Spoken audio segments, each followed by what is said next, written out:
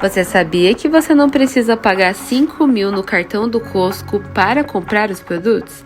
É isso mesmo que você ouviu. Espalhado pelo Japão, existem lojas chamadas Costco Tenbaiten, lojas de revenda. E essa que a gente foi fica próximo da estação de Wakaba. A loja não é muito grande, mas você encontra os produtos mais famosinhos de lá. Nessa loja foi possível até encontrar café direto do Brasil.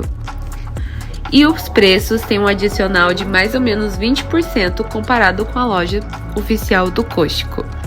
Se você é fã de algum produto que vem de lá, mas quase nunca vai para fazer compras, essa é uma excelente opção para economizar e matar a sua vontade. Se você gostou desse vídeo, já curte e me siga nas redes sociais para mais dicas sobre vida no Japão e economia. Um grande beijo, até o próximo vídeo e tchau!